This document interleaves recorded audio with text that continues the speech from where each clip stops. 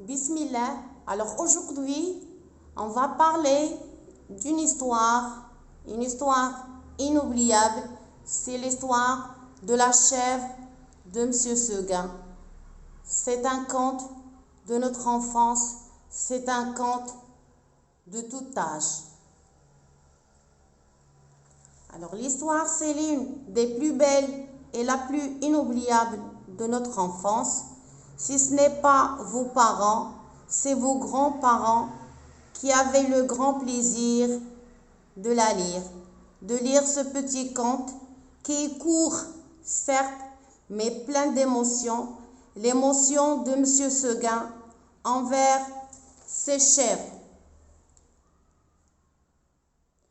Alors, on va juste faire un petit résumé et c'est à vous de la lire pour voir le détail.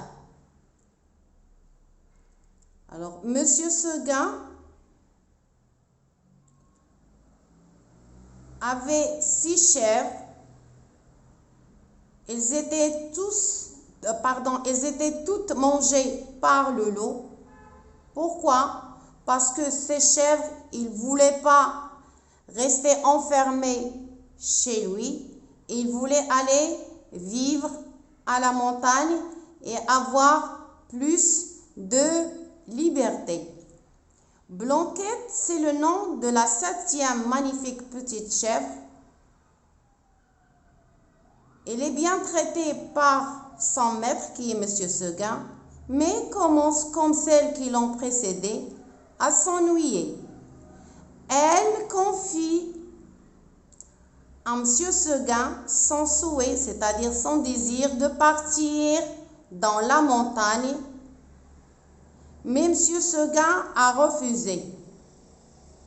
Alors, pour empêcher toute escapade, elle l'enferme dans une étable, mais oublie la fenêtre que la chèvre utilise aussitôt pour quitter les lieux.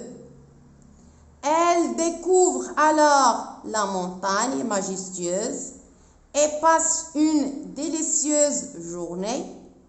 Le soir tombe, Blanquette entend la trompe de Monsieur Seguin. Le pauvre, il était en train de la chercher. Et le loup aussi. Elle décide alors de rester dans la montagne et la lutte avec son prédateur, c'est-à-dire le loup, commence. Le combat dure toute la nuit. Enfin, le jour se lève et Blanquette se laisse dévorer par le loup. Alors, c'est une histoire très intéressante. C'est une histoire que je vous demande de lire. C'est une histoire à lire. À très bientôt. Voici un extrait de cette histoire. C'est une histoire de l'imprudente chèvre de Monsieur Seguin qui rêve de rejoindre la montagne comme les autres et se fait dévorer par le loup.